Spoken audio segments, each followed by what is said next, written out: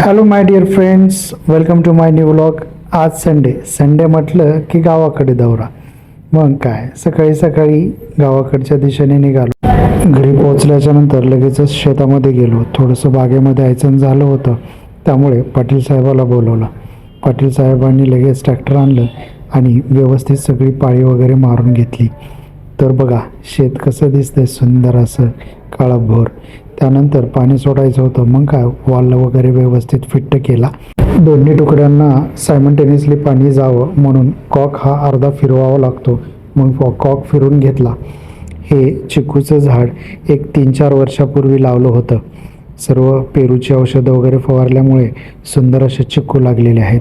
त्यानंतर भूक लागली होती. वडील अगोदरच जेवून गेलते. मग काय केलं जेवायला सुरुवात. वरी आंब्याची सावली आणि सुंदर असं जेवण. व्यवस्थित जेवण झालं.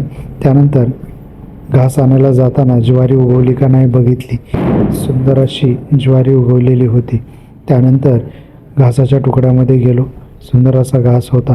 कचा तोडला व ढिगारे वगैरे व्यवस्थित लावून तो बांधून वगैरे घेतला. जाताना डोक्यावरती खूप ओझं होईल होतं. या ठिकाणी देवच आठवले. जनावरं सांभाळणं आणि घरचं दूध पिणं एवढं काही सोपं नाही हे आता समजलं. त्यानंतर गव्हाच्या तुकड्यामध्ये गेलो. सुंदर असा गहू दिसत होता. लाईनच्या लाईन व्यवस्थित उगवलेल्या होत्या. मग काय, राहावंसं वाटलं नाही. मग काय, आपला कॅमेरा काढला, चालू केला व्हिडिओ. सुंदर असा व्हिडिओ तयार केला. व्हिडिओ झाल्याच्या नंतर खालच्या तुकड्यामध्ये गेलो. हे आंब्याचं झाड मी लहान होतो त्यावेळेस लावलेलं होतं. या तुकड्यामध्ये अजून वापसा झालेला नव्हता. तो झाला का नाही ते बघावं म्हटलं.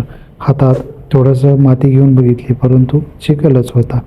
तोपर्यंत 6 वाजले आणि आपल्या मुरुडच्या दिशेने निघालो. अशा पद्धतीनं आजचा दिवस सुंदर गेला. लाईक करा, फॉलो करा, शेअर करा. थँक्यू.